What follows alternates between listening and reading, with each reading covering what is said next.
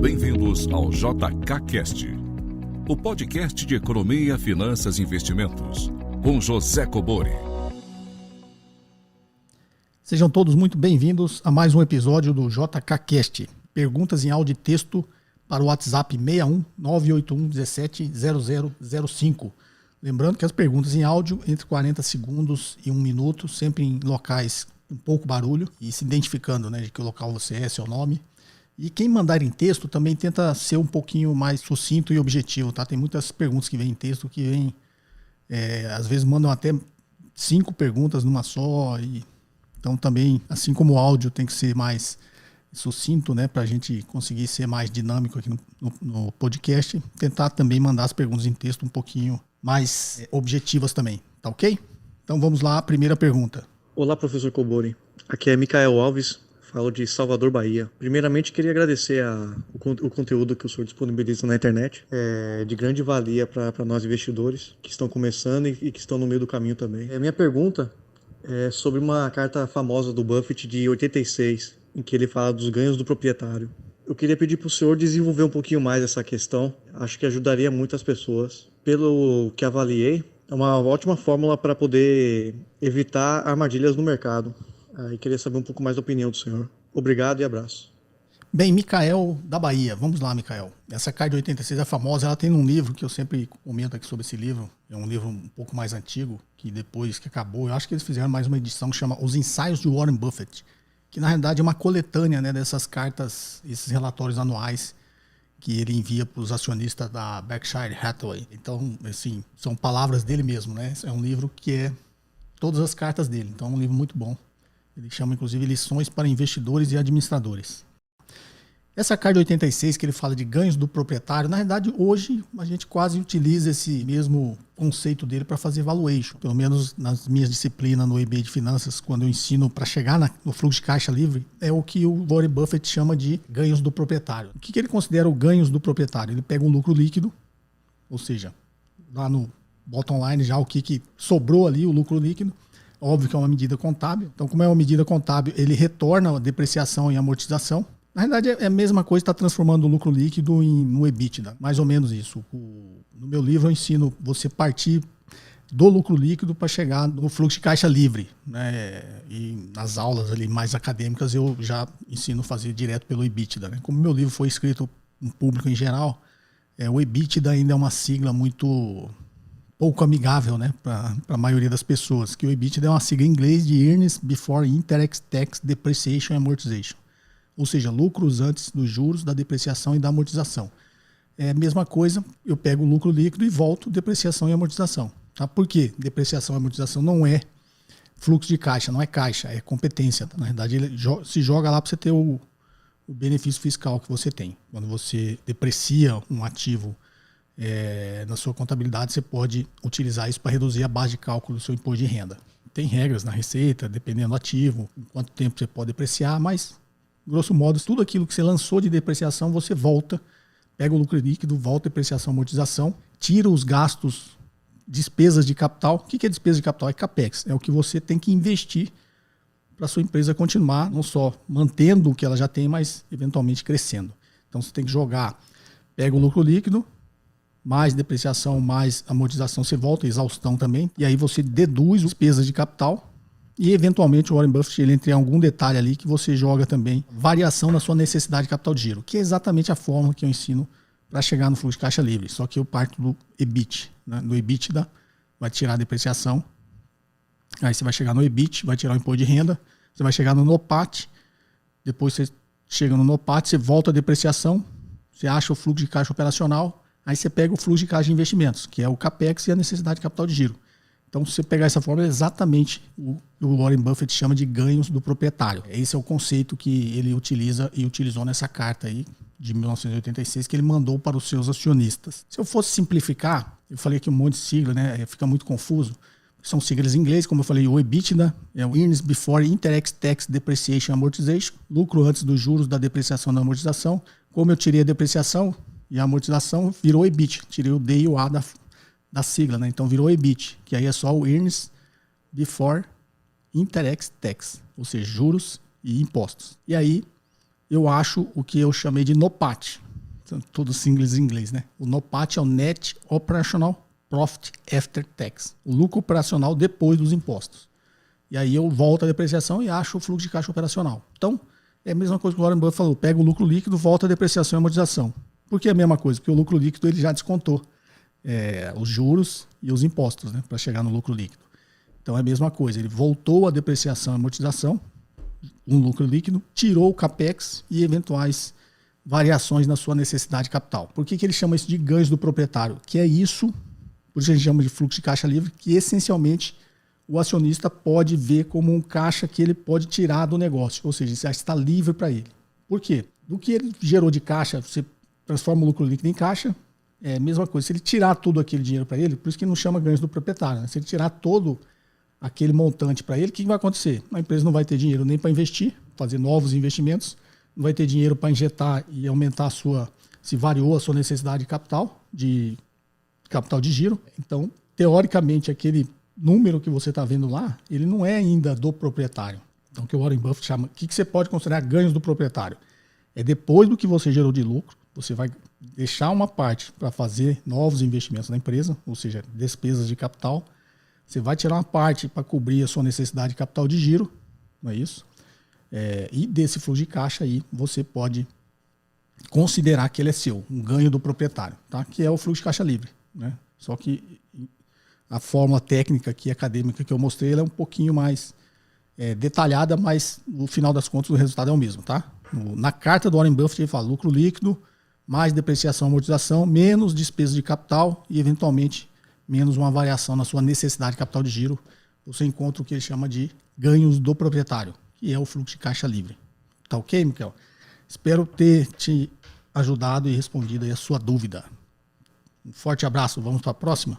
Olá, professor. Me chamo Nobuco, falando de São Paulo. A minha dúvida é com relação ao cálculo do rendimento real, né? Porque para se fazer o cálculo do rendimento real, pelo que eu saiba, precisa fazer o desconto da inflação, certo? Mas eu vi uma notícia, né, nos jornais falando que a moeda real teve o pior desempenho ano passado, né, negativo. E eu gostaria de entender se no rendimento real, que a gente faz a conta, esse valor, né, do desempenho da moeda já está embutida ou se precisa se fazer alguma conta a mais. Obrigada. Bem, Nobuco de São Paulo. Nobuco Satisfação. Nobuco era o nome é o nome da minha mãe, né? Minha mãe já é falecida, mas Nobuco é o nome da minha mãe, Nobuco Hashimoto Kobori. Nunca tinha visto outra pessoa com o mesmo nome. Então é uma feliz coincidência. Tá, Nobuco? Vamos lá. Quando você tem essa dúvida da variação, da depreciação do real frente ao dólar, ou seja, a variação cambial, isso só faz sentido se você está pensando em dólar, né? Se você é uma investidora estrangeira. Então, digamos, o investidor estrangeiro ele tem essa preocupação, porque a base dele, para ele raciocinar, é o dólar, a moeda que ele usa é o dólar. Então ele fala assim, vou investir no Brasil. O Brasil está pagando 2% de juros ao ano. Legal, vou ir lá porque nos Estados Unidos está com próximo de zero, então vou investir lá na dívida pública brasileira. 2% ao ano. Aí ele chega aqui, investe 2% ao ano, ele tem que partir do pressuposto que ele vai ganhar aqueles 2% se não houver variação cambial. Então imagine, ele vai entrar no Brasil 1 por 1. Aí quando ele vai sair, aí não é mais 1 por 1, é um dólar é R$2, digamos que dobrou. Então quando ele converter a rentabilidade dele em dólar, vai ser bem menor do que os 2% que é em reais. Então se você é um investidor brasileiro, acho que a gente só tem que preocupar se os seus investimentos forem diversificados fora do país, né? Se não forem diversificados fora do país, você não precisa ter muito essa preocupação. E você não tem nenhuma relação com moedas estrangeiras no seu dia a dia, né? Nos seus investimentos, no seu patrimônio, nada. Então você essencialmente raciocina em reais. Tá? Então você vê aqui, teve 2% de ganho ao ano, investiu na dívida pública, e esses 2% ao ano é em reais. Agora, se a sua moeda que você utiliza, você é uma investidora estrangeira, ou você é brasileiro e tem contas fora do país, você faz investimentos, você diversificou seus investimentos no resto do mundo, aí você tem que colocar essa conta na sua decisão. É a mesma conta que o investidor estrangeiro faz. Para ele não interessa se tem 2% em real, ele quer saber quanto é que ele vai ganhar em dólar. Então, se você tiver nessa condição, você também tem que fazer essa conta, quanto é que eu vou ganhar em dólar. Como você falou que o real e foi mesmo, tá? Uma das moedas que mais se desvalorizaram frente ao dólar, ou seja, o cara que investiu aqui, investiu no mundo inteiro, vou simplificar, né? Imagina um investidor americano que investiu em vários países do mundo, os países emergentes. Aonde ele teve a menor rentabilidade em dólar foi no Brasil. Por quê? Porque o real se depreciou muito mais frente ao dólar do que as outras moedas. Então, para ele faz sentido. Mesma coisa para você. Você tem a oportunidade de comprar ações na Bolsa de Nova York, você tem oportunidade, você tem investimentos na Bolsa de Tóquio, comprar ações na Bolsa de Tóquio, comprar títulos do Tesouro Americano, comprar os bonds da União Europeia, você tem seus investimentos diversificados. Então, você raciocina em dólar. Porque quando você comparar a rentabilidade que você teve no Brasil e a rentabilidade que você teve nesses outros países, a variação cambial vai impactar a sua rentabilidade. Tem uma continha que é fácil de fazer, tá? É uma relaçãozinha simples de você calcular quando você quer calcular a sua rentabilidade em dólar, que é o que o mercado utiliza e chama de cupom cambial. O que é o cupom cambial? Inclusive em operações de swap cambial tem o cupom cambial também lá, que o estrangeiro ainda ganha o cupom cambial, quando ele faz a troca, né? O que acontece? Imagine, vou dar um exemplo. Imagine que você chegou aqui no Brasil com $100. E aí, os $100 está 2 para 1. $1, R$2. É a taxa de câmbio. Aí você chegou aqui e trocou porque você vai investir no Brasil. Então, seus $100 passa a valer R$200. Aí, esses R$200 você vai investir, digamos que a taxa de juros seja 10%. Quando passou um ano 10%, de 200 vai dar 220. Se a taxa de câmbio continuar 1 para 2, quando você dividir os 220 pelos 2, vai dar 110. E aí a rentabilidade em dólar vai ser exatamente igual à rentabilidade em real, porque não houve variação cambial. Então você investiu $100, transformou em R$200, ganhou 10%, 220. Quando você foi embora do país, a taxa de câmbio não tinha mudado, era 2, dividiu por 2, deu $110. Então sua rentabilidade em dólar foi 10% também. Agora, se você imaginar que o real se desvalorizou, aí você tem que fazer essa conta. Vamos fazer a conta na hora aqui. Vamos imaginar que o investidor chegou aqui com os $100, a taxa de câmbio era R$2 para $1. Ele trocou, virou R$200, ele investiu, ganhou 10%, 220. Só que quando ele foi embora, a taxa de câmbio desvalorizou 15%. Então, desvalorizou 15%, vamos fazer a conta aqui. Era 2, 15%. Então, foi para 2,30. Agora, o real vale menos, 2,30. Quando ele converteu os 220 por 2,30, 220 enter, 2,3 que divide, ele vai ter só $95. Tá ok? Então, olha por que a taxa de juros, o rendimento e o câmbio sempre pesam na decisão do investidor, o estrangeiro, né? Então, como você calcula esse cupom cambial para ele saber qual a rentabilidade que ele teve em dólares? Você vai pegar 1 mais quanto ele ganhou, então 1,1, que é 10%, né? 1 mais 0,10 vai dar 1,1. Dividido por 1 mais a variação cambial. Então, vai dar 1,15, que divide 0,95. Então, ele teve uma rentabilidade negativa de 4,30 e alguma coisa por cento. Né? Ou seja, o que ele ganhou 10% de valorização em reais, mas quando ele foi embora, o câmbio tinha depreciado 15%. Então, ele acabou que foi um investimento que ele perdeu o dinheiro, na realidade. Né? Ele, quando foi embora, ele tinha menos dólares. Ele entrou com 100 e foi embora com 95. Estou arredondando aqui. Então, o cupom cambial ele serve para isso. Né? O mercado financeiro utiliza muito o cupom cambial, que é a rentabilidade que o estrangeiro já olha para o cupom, sabe que qual será a rentabilidade dele em dólar, que é o que interessa. Tá ok? Agora, a inflação é comum para nós, né? Você sempre vai calcular o seu ganho real, então você tem que tirar a inflação. Depois você tirar a inflação, se você for calcular em dólar, você tira a inflação, não a daqui, né? Você vai tirar a inflação americana, tá? Quando você converter o dinheiro e voltar para o dólar, para você vai valer quanto é que o dólar se desvalorizou frente à inflação do dólar, né? Que é a inflação americana, tá ok? Então esse é o raciocínio Nobuco, espero ter te ajudado. E, novamente, o nome da minha mãe, fiquei feliz aqui em escutar o nome dela. Vamos lá, vamos à próxima? Olá, professor Kobori. Aqui quem fala é Jorge, de Itajubá, Minas Gerais. Primeiramente, parabenizar o senhor aí pelos seus podcasts, pelos seus livros, pelos seus cursos, conteúdo de muita qualidade, muita seriedade. Aprendo muito com o senhor e que espero que o senhor continue fazendo os podcasts aí, os livros, os cursos. E minha dúvida de hoje é o seguinte, no processo de precificação de ações, de ativos, né, o valuation via desconto de fluxo de caixa, eu gostaria de saber qual o valor a gente pega para utilizar como valor da empresa, né, porque eu já li um pouco a respeito, ainda estou no início dessa aprendizado, mas eu ainda estou com dúvida se eu pego esse valor do demonstrativo de resultado, do demonstrativo de fluxo de caixa. Então, se o senhor puder elucidar um pouco aí para a gente, seria de grande valia. Muito obrigado, professor. Bem, Jorge de Itajubá, Minas Gerais. Vamos lá, Jorge. Acho que eu já meio que respondi essa pergunta sua com a primeira pergunta. É quase a mesma coisa, mas vou explicar novamente. Você quer saber de onde você parte para encontrar o valor da empresa. Então, qual que é o processo da avaliação da empresa, do que a gente chama de valuation? Eu tenho que partir de algum número para calcular o fluxo de caixa que eu vou utilizar. Porque o conceito é simples. O valor de um ativo é a capacidade dele gerar caixa no futuro trazido a valor presente. Se você for pensar, raciocinar intuitivamente, eu sempre digo, o cara não tem formação nenhuma em finanças, em nada, e ele faz essa conta. Por isso que eu sempre uso o exemplo do padeiro. Ele tem lá um montante de dinheiro, sei lá, tem 200 mil para abrir uma padaria ou investir esses 200 mil em outra coisa. Deixar num fundo de investimento, comprar ações. Ele decide investir a padaria, abrir a padaria dele, construir o negócio dele. Ele, intuitivamente, ele nem precisa ser formado em finanças, em nada, ele vai fazer uma conta. O que ele vai fazer? Bom, se eu colocar lá no fundo de investimentos, eu vou ter, imagine que é uma LFT, né? É um fundo DI, ele vai falar assim, bom, vou ter 2% ao ano. Se eu comprar ações, tem um risco maior, mas eu posso, sei lá, ter um retorno aqui sem correr esses riscos desnecessários, todo mundo corre em ações, eu posso ter um retorno de 10%. Aí ele pensa assim, bom, e se eu abrir minha padaria? Ele vai fazer a conta. Ele vai falar assim, bom, e qual a conta que ele faz? Quanto é que vai valer o negócio para ele? Ele fala, bom, vou colocar o dinheiro aqui, vou construir, comprar forno, comprar tudo que a padaria precisa, vou ter que ter o capital de giro até eu começar a girar o meu negócio, fornecedor, pagar funcionário.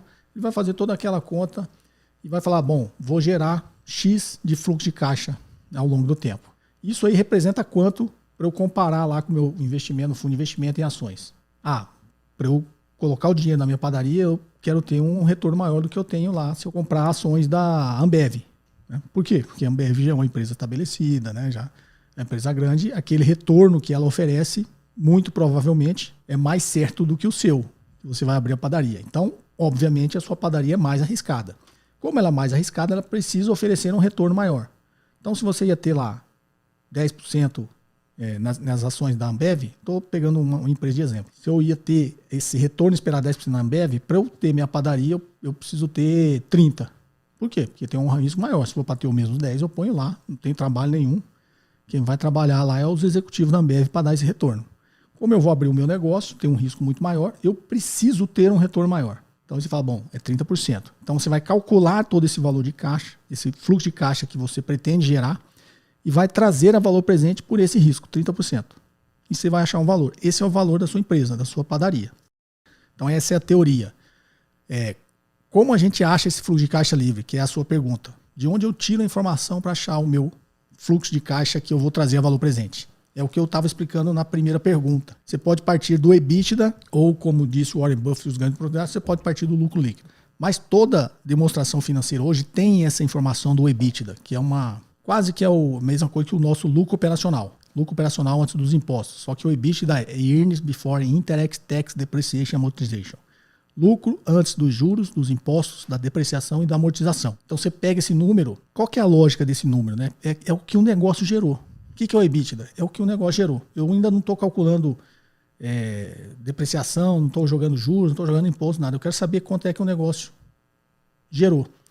É mais ou menos a conta do padeiro. Eu vou gastar quanto aqui para fazer o pão, e aí eu vou vender o pão por tanto, quanto é que é? Como se fosse um lucro bruto depois que eu tirei as despesas operacionais. Que é isso, a lucro operacional. Então, sei lá, eu tenho um custo do pãozinho, vamos colocar da padaria toda, né? Eu tenho um custo para vender os pães de, sei lá, 50 mil.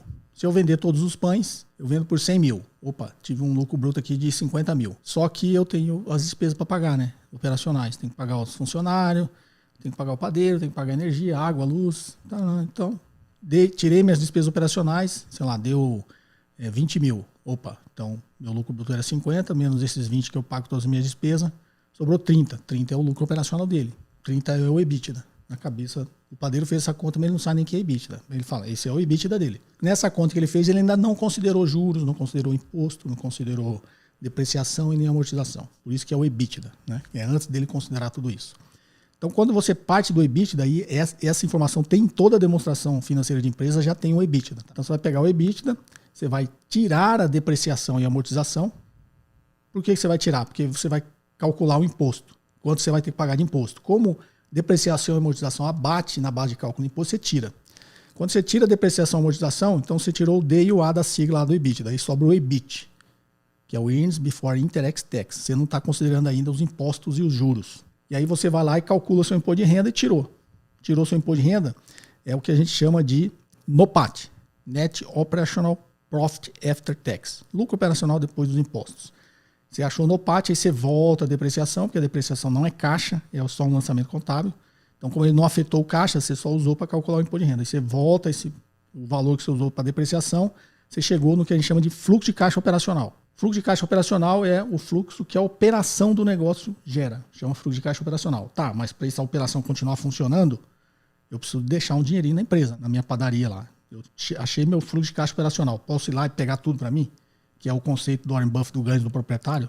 Não, se você pegar tudo para você, sua padaria daqui a um ano tá pior. Você não deixou dinheiro para manutenção do forno, você não deixou dinheiro para trocar o balcão de frio, você não deixou.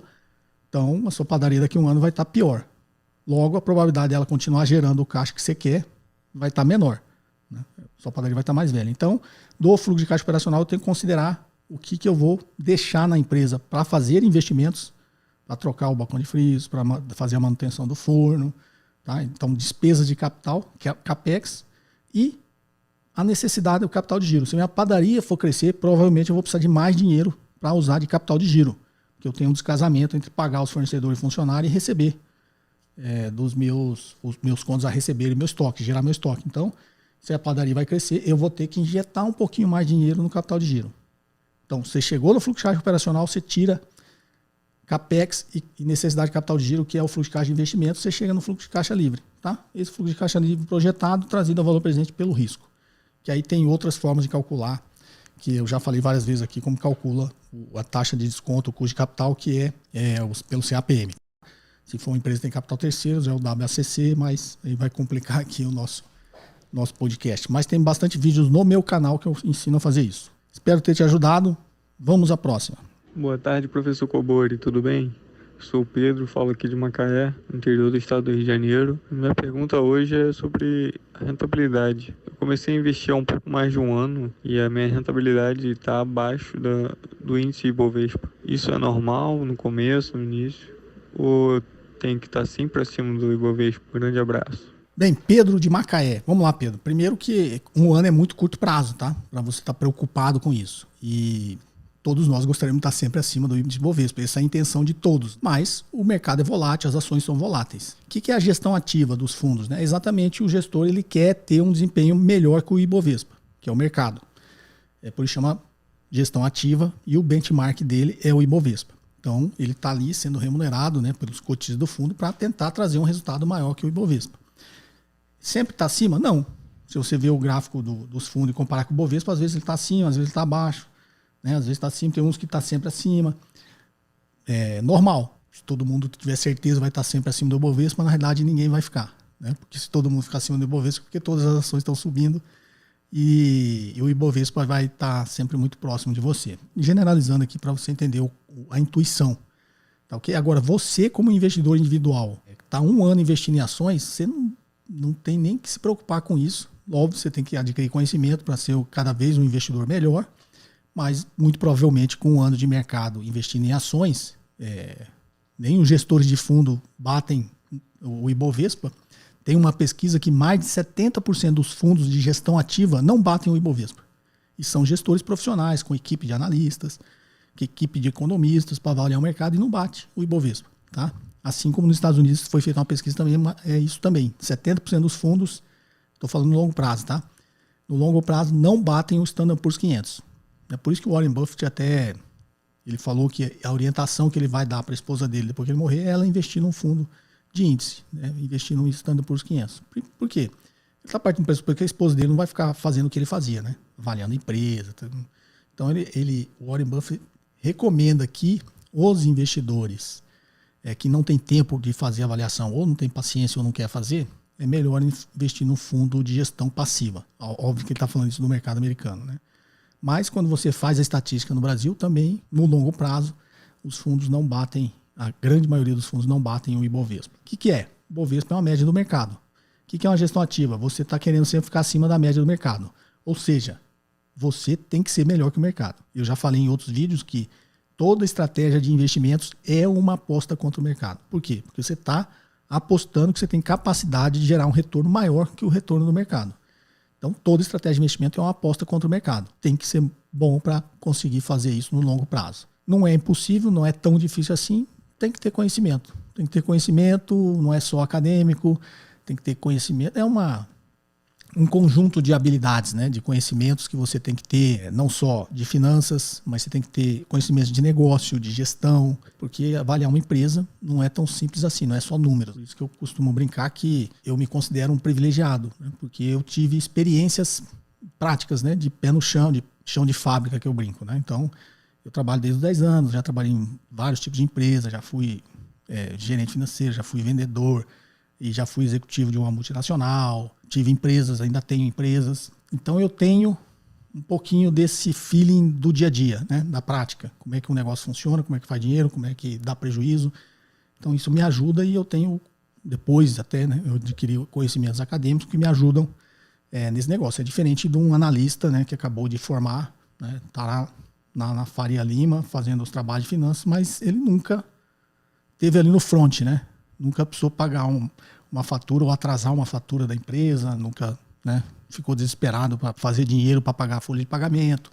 Então, essas experiências práticas acabam ajudando. Então, por isso que eu me considero um privilegiado. Agora, as pessoas conseguem ter esse conhecimento com dedicação e com estudo. Você tem que ter conhecimento, né? Não é só de finanças. Você tem conhecimento de negócio, como as empresas fazem lucro, como as empresas fazem prejuízo, né, qual a dificuldade que as empresas têm para operar, não é isso? Como a economia impacta, né, o mercado, impacta os negócios das empresas. Eu tô dizendo que esse feeling do negócio, e eu sempre uso o exemplo do padeiro, né? Você pode ter certeza que o padeiro tem esse feeling melhor do que qualquer analista de empresa que está na Faria Lima, que nunca trabalhou, né? Sempre foi analista de empresa. Formou lá na faculdade, fez um MBA e virou analista aí desses bancos de investimentos. Então, com certeza, um padeiro tem muito mais percepção de negócio que tem um analista. Então, assim, você tem que adquirir o conhecimento acadêmico, né, de finanças, pelo menos o básico, e tem que aliar isso a uma intuição que você tem que começar a ter sobre como funcionam os negócios, como funcionam as empresas. Esse é o sucesso de um bom investidor, de um investidor de sucesso, tá ok? Que é o que o Warren Buffett fala, você se manter no seu ciclo de competência. Então, se você não tem nenhum ciclo de competência, você tem que arrumar um ciclo de competência. O que é o ciclo de competência? É o conhecer do negócio. O Warren Buffett até brincou uma vez que ele falou assim, para que eu vou investir em imóveis se é muito mais fácil investir em ações? Ele brincou, acho que nesse episódio uma senhora tinha falado para ele o inverso, né? Ele falou, mas eu acho ações muito complicadas, é melhor eu continuar investindo em imóveis. Ele falou assim, mas eu não tenho vontade de investir em imóveis, eu acho mais fácil investir em ações. É lógico que ele fez uma analogia que o recado dele é o seguinte, ciclo de competência, né? A competência dele é avaliar a empresa, não é comprar imóveis. Ele pode até comprar imóveis bem também, né? Mas ele fez essa brincadeira, que se essa senhora adquirir uma competência para avaliar empresas, ela também vai investir em empresas com a mesma segurança, talvez, que ela invista em imóveis. Então, o segredo de tudo é conhecimento. A única coisa que liberta você é o conhecimento. Tá joia, Pedro? Espero ter te ajudado. Não sei se eu respondi sua pergunta ou divaguei demais. Um forte abraço. Vamos à próxima agora em texto. Bom dia, professor Cobori. Me chamo Jonathan, falo de Serra, Espírito Santo. Antes de falar sobre minha dúvida, eu gostaria de agradecer por sua vontade de se colocar à disposição de todos nós, seus cativos alunos, e se dedicar a apresentar um conteúdo tão profundo e valioso de forma ampla e gratuita. Saiba que, graças à sua vontade, tenho a possibilidade de plantar boas sementes de prosperidade para a minha família. Obrigado. Fico feliz com isso, Jonathan. Essa é a intenção, né? A gente espalhar conhecimento, que, como eu disse, só o conhecimento liberta, tá? Então lá, vamos à dúvida. Eu trabalho com manutenção automotiva e gosto muito de uma empresa que fabrica componentes de freio. Seus produtos são referência de qualidade. Quando fui me aventurar a calcular o valor justo através do WACC, não consegui chegar ao valor que representa o custo do capital de terceiros. Olhei a DRE e o balanço patrimonial, mas não identifiquei os dados sobre o endividamento e as taxas contratadas.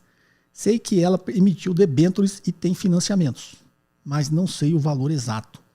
Eu gostaria de sua ajuda para identificar esses valores, aprender como somar todas as dívidas e chegar ao custo de capital terceiros. Eu ficaria ainda mais grato se o senhor me ajudasse com essa dúvida. E a empresa em questão é a Fras-le. Você botou o símbolo aqui, mas eu sei que é Fras-le. Eu até já visitei essa empresa aí no Rio Grande do Sul. O fundo que eu era parceiro era o maior acionista, né, do grupo Randon e da Fras-le. Então, você botou Fras 3 é o símbolo da Fras-le, né? Então, a empresa em questão é a Fras-le. Caso eu não tenha explicado bem a dúvida, e se o senhor desejar, pode olhar os números e entender meu desafio.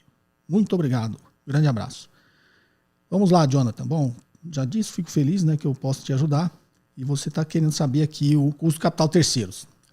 Vamos lá, Jonathan. Na realidade, quando você está projetando o valor, você está fazendo uma avaliação para saber quanto vale uma empresa, o custo que ela já teve é só um parâmetro. Você não vai usar esse custo.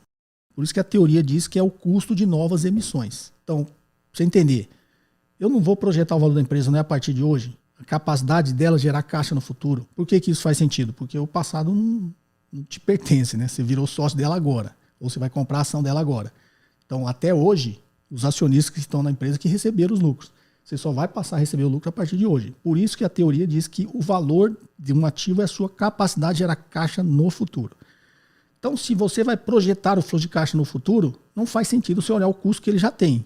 Faz sentido você saber o custo que ele teria para emitir novas dívidas. Por isso que na teoria, quando você lê os livros, está lá, custo de novas emissões. O que quer dizer custo de novas emissões? Eu preciso emitir debênture de novo para captar 100 milhões. Por quanto eu consigo emitir? Por quanto eu consigo captar? A 3%? A 10%? A 5%? Esse é o custo de novas emissões. Ah, mas eu preciso de um parâmetro para saber disso. Aí você pode olhar para o balanço da empresa e saber mais ou menos qual é a classificação de risco da empresa. Muito mais simples no seu caso, porque ela já emitiu debênture. Não, empresas que emitem debênture têm classificação de risco. Se você olhar a debênture dela no broker que você está usando, da sua corretora, você vai lá e vê a debênture da Fras-le. Vai ter um campozinho ali com rate de risco dessa debênture. Aí vai estar lá o risco, sei lá, AAA. Aí você sabe que as empresas que têm uma classificação de risco AAA conseguem captar, emitir dívidas, né, captar dinheiro de terceiros, ou seja, capital de terceiros, a 3% ao ano. Então, mesmo que ela não emitiu, você sabe que ela consegue emitir com esse custo. Aí é esse custo que você vai usar na sua fórmula para achar o valor da empresa. Espero ter te ajudado. A gente só usa o custo, você olha no balanço para saber, e aí você vai ter que levantar todo o endividamento da empresa. A gente só usa, e eu fiz isso há muito tempo, para comprar a empresa inteira. Porque quando você vai comprar a empresa inteira, você tem que considerar a dívida. Então, nos processos de M&A, a gente faz esse cálculo. Aí a gente olha a dívida que ele já tem. Porque lembra que a gente acha o valor da empresa, tira a dívida e soma o caixa. Para tirar a dívida, eu tenho que saber o custo dela, valor presente. A dívida foi emitida para pagar, sei lá, em 10 anos.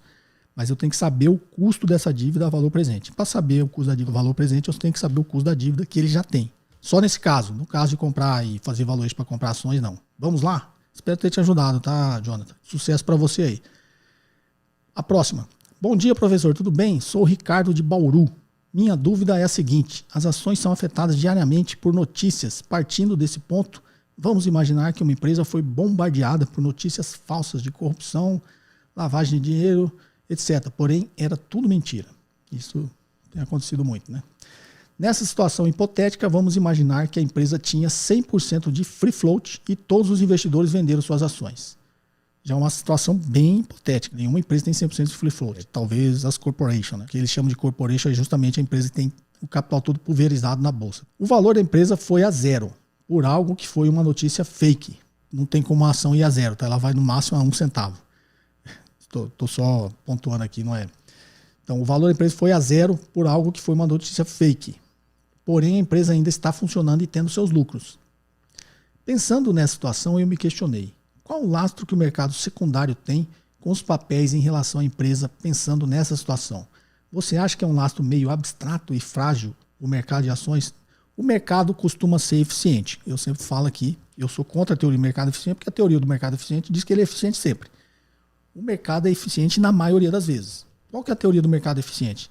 É que todas as informações já estão no preço. O conjunto de milhares de investidores comprando e vendendo ações é um conjunto de milhares de pessoas com milhares de informações. Então, parte do pressuposto que todas as informações que existem sobre aquela empresa, sobre aquela ação, já estão no conhecimento de todos. Então, quando todos esses investidores interagem comprando e vendendo ações, todas as informações estão incorporadas no preço. Então, a teoria do mercado eficiente, resumindo, é isso. Ele está dizendo que todas as informações já estão no preço, logo, não tem como, ele é eficiente, o preço teria que ser aquele mesmo.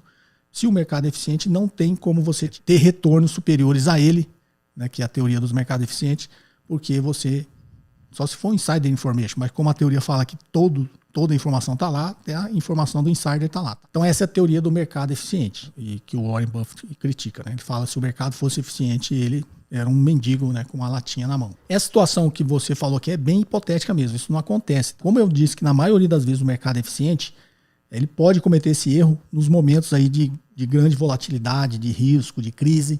Ele vai cometer esse erro. Nesse momento ele vai ser ineficiente. Mas ele vai voltar a ser eficiente porque alguém vai notar e vai comprar essa ação. Então é muito difícil esse exemplo que você falou. Uma empresa que ainda gera lucro, que ainda tem, né, tem todos os fundamentos de uma boa empresa e a ação dela foi a zero por um boato, por uma notícia fake. Pode cair? Pode. Pânico. A empresa vai quebrar, todo mundo vai lá, vende a ação cai. Só que aí vai ter...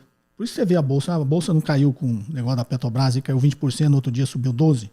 Porque é pânico, todo mundo acha que vamos vender, todo mundo vende. Aí quando cai lá embaixo, no dia seguinte, depois que você respira, por isso que tem o circuit break, né? O circuit break ele suspende para o cara respirar mesmo, né? É tipo assim, vou suspender a negociação, ninguém mais pode negociar, vocês vão tomar um café para vocês pensar e parar de fazer besteira. Aí passar meia hora eu abro, aí vocês voltam. Quando o pânico está muito grande, acontece o que acontece nessas grandes crises, né? Tem vários circuit break durante o mesmo dia, mas o pânico continua. Não adianta você mandar ninguém tomar café que o pânico continua, tá?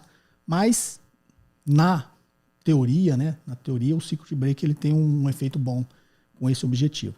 Então a ação da Petrobras caiu 20% lá na segunda-feira, no dia seguinte subiu 12%. Por quê? Fechou o mercado, as pessoas começaram a pensar um pouquinho mais. Pessoas, talvez como você, falou, opa, agora a ação ficou mais barata, eu fiz a avaliação mesmo, né? Trocando o preço da Petrobras, mexendo no preço da gasolina, congelando o preço. Mesmo assim, ela vai valer X. Opa, o mercado caiu mais, tá valendo, né, sei lá, a empresa vai valer 200 bilhões. Opa, o mercado desvalorizou, ela tá valendo 150. Então, eu vou lá e compro a ação. Então, no dia seguinte, ela subiu 12%. Por quê? Todo mundo respirou, aí aqueles que viram aquilo uma oportunidade, foi lá e comprou a ação. E aí subiu de novo. Então, nesses momentos, o mercado costuma ser ineficiente. Esses são os momentos que ele não é eficiente. No seu exemplo, acontece isso se uma empresa continua dando lucro, continua com os bons fundamentos, e o valor dela foi, não a zero, foi a 1 centavo por notícias fakes, é uma grande oportunidade. Pode ter certeza que essa ação vai voltar. Se a empresa tem fundamentos, a ação vai voltar. Se não me engano, acho que no passado eu falei do Joel Greenblatt, que é o autor do livro lá, o The Little Book That Beats the Market, que é o livro, o manual para bater o mercado. No Brasil foi traduzido como a fórmula mágica, né? Eu sempre critico as fórmulas mágicas, mas foi traduzido como a fórmula mágica, não era para bater o mercado, é a fórmula mágica para comprar ações. Eu não sei qual foi a tradução, mas eu acho que é isso, tá? Então, o Joel Greenblatt, eu até lembrei, olha, como é bom o podcast, né? Você vai batendo papo, você vai lembrando. Se não me engano, em 2011, ele lançou esse livro em 2005. E aí, depois disso, ele dava entrevista direto, né? Eu acho que foi uma entrevista que ele deu em 2011 para Forbes, que é o filho lá do fundador da Forbes, tem um programa na TV americana. E ele, naquela época, olha como eu liguei agora, que aconteceu agora, GameStop, lembra? Do episódio GameStop. O que é o episódio GameStop? Ela é uma espécie de blockbuster dos games. Como hoje tem várias tecnologias, streaming, não sei o que, ninguém vai lá comprar jogo na loja física, alugar, ninguém faz mais isso. Por isso que a blockbuster sumiu, né? Depois que apareceu Netflix, Amazon Prime, quem é que vai alugar uma fita VHS, um DVD? O negócio deixou de existir. Então o mercado estava vendo a GameStop também sobre esse ponto de vista. Falou, opa, GameStop tem um negócio físico de vender games, ninguém mais faz isso, todo mundo faz isso online, aí o negócio vai quebrar. E aí o mercado começou a apostar contra.